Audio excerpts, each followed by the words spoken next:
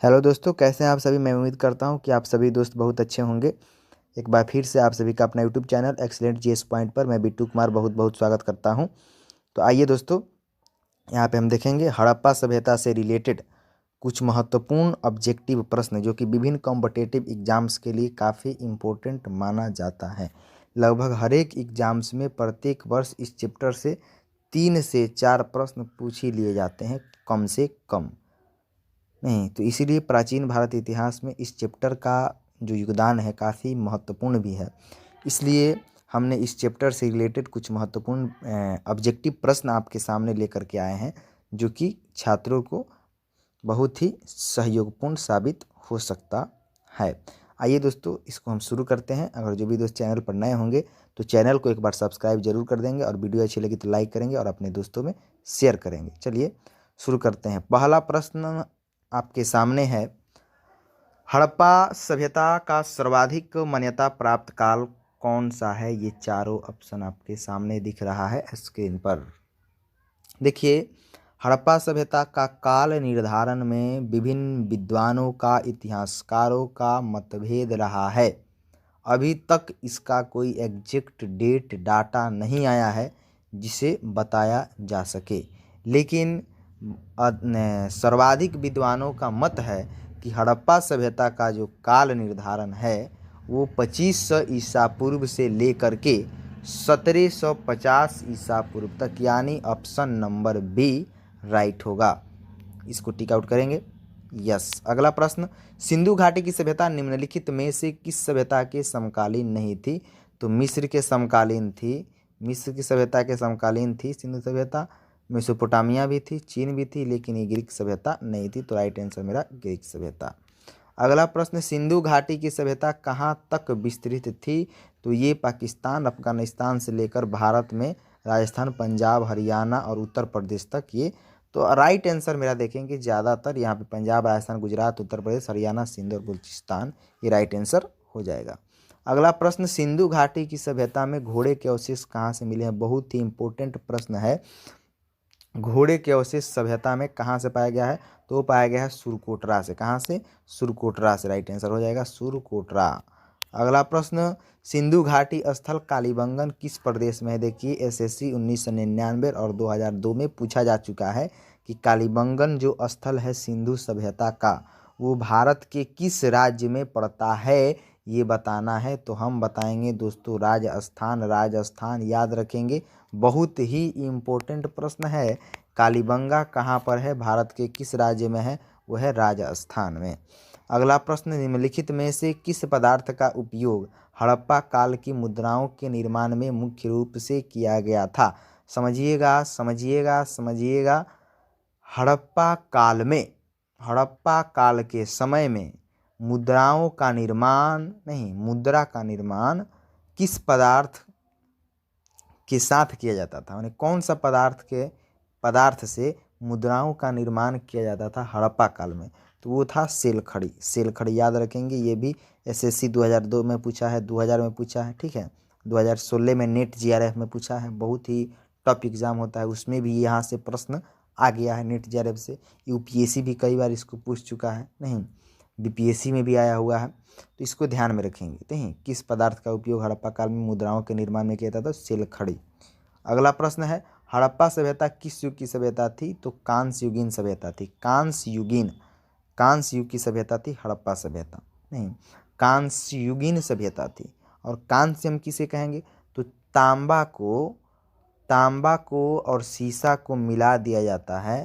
तांबा और सीसा जब मिलता है ना दोस्तों, तो कांसा का निर्माण होता है। तो यही हड़प्पा सभ्यता जो है कांस्य युगीन सभ्यता थी। अगला प्रश्न है, सिंधु घाटी सभ्यता के लोगों का मुख्य व्यवसाय क्या था। वो था व्यापार। सबसे मुख्य व्यवसाय उन लोगों का क्या था। तो व्यापार ही था। वो व्यापार पर ही आधारित थे। ये भी एसएससी 2001 में आ गया है। अगला प्रश्न, हड़प्पा सभ्यता के निवासी थे शहरी। कैसे थे? शहरी थे। अगला प्रश्न आपके सामने, सिंधु सभ्यता के घर किससे बनाए जाते थे।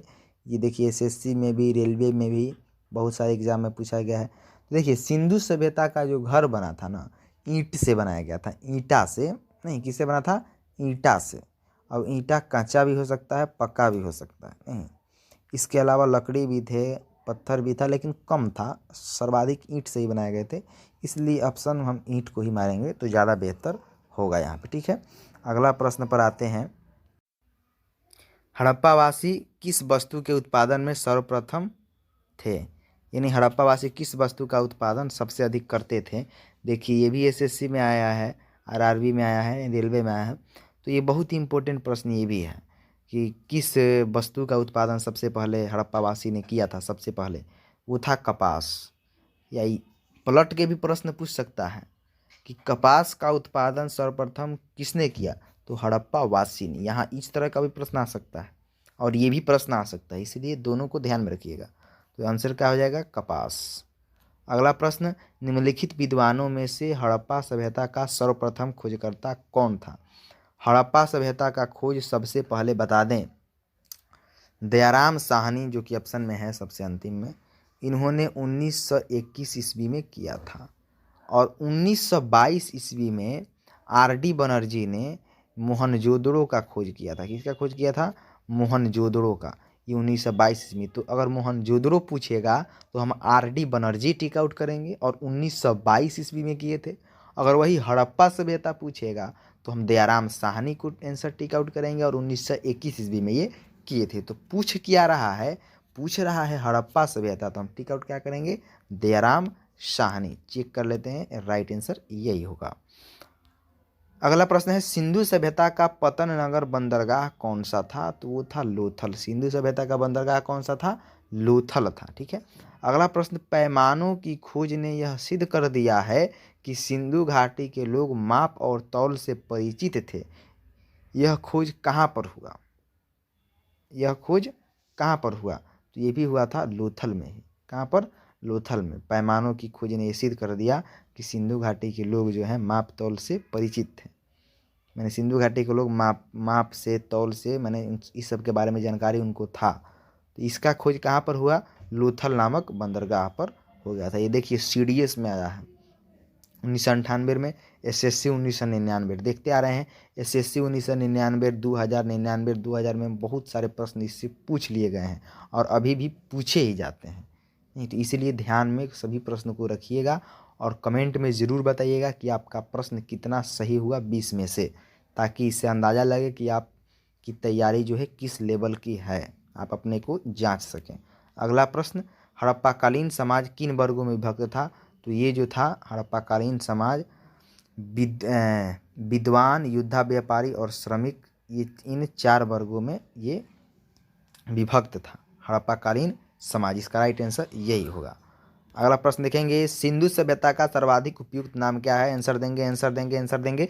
तो हड़प्पा सभ्यता का जो सर्वाधिक उपयुक्त नाम है, सिंधु सभ्यता का, सॉरी, वो है हड़प्पा सभ्यता। इसका सबसे शुद्ध नाम और सर्वाधिक उपयुक्त नाम इसे ही माना जाता है। तो राइट आंसर क्या होगा? हड़प्पा सभ्यता। अगला प्रश्न, निम्न में से कौन से लक्षण सभ्यता के लोगों का सही चित्रण करता है? 4 ऑप्शन, 3 गो यहाँ पे स्टेटमेंट लिखा हुआ है, आपको इसमें से बताना है कि सही कौन है। आइए इसको जांच करते हैं। उनके विशाल महल और मंदिर होते थे। नो नो, ये तो गलती है, पहला ही थी स्टेटमेंट जो है गलती लिखा है। दूसरा, वे देवियों और देवताओं दोनों की पूजा करते थे। ये तो बिल्कुल ही सही है। वे युद्धों में घोड़ों द्वारा खींचे जाने वाले रथों का प्रयोग करते थे। ये तो गलती है। युद्ध में वो घोड़ों द्वारा रथों का उनसे युद्ध बहुत कम ही होता था, तो घोड़ों द्वारा रथ कहाँ से खींचने वाला प्रयोग होगा? नहीं होगा। वहाँ पे विशाल महल मंदिर तो बने नहीं हैं। वे इस बात का हम सही मान सकते हैं कि वे देवियों और देवताओं दोनों की पूजा करते थे। तो इस तरीके से यहाँ पे कह रहा है कि कौन सा कथन सही है, तो हम केवल दू को ही टिक आउट करेंगे कि यही सही है, मेरा यही आंसर होगा। चेक भी करके देख लीजिए, आपका एकदम यही राइट होगा। ठीक है, अगला प्रश्न, हड़प्पा सभ्यता की खोज किस वर्ष हुई? पिछले क्वेश्चन में बताए भी थे कि हड़प्पा सभ्यता की खोज जो हुई दयाराम शाह ने 1921 ईस्वी में किए थे। ठीक है, अगला प्रश्न, हड़प्पा सभ्यता के बारे में कौन सी उक्ति सही है? तो उन्हें अश्वमेध का जानकारी थी। नहीं, ये तो गलती है, ये गलती स्टेटमेंट है। गाय उनके लिए पवित्र थी, ये भी सही नहीं है। उनकी संस्कृति, सॉरी, उन्होंने पशुपति का सम्मान करना आरंभ किया, ये सही है। पशुपति शिव का उन्होंने सम्मान करना सीखा, ये यहाँ पे राइट बन रहा है। तो यहीं पे अब सही मिल गया, तो इसको हो गया काम, यानी ऑप्शन नंबर सी राइट होगा। अगला, तो आज के लिए इतना ही, मिलते हैं नेक्स्ट वीडियो में। तब तक के लिए बहुत बहुत धन्यवाद। Thank you.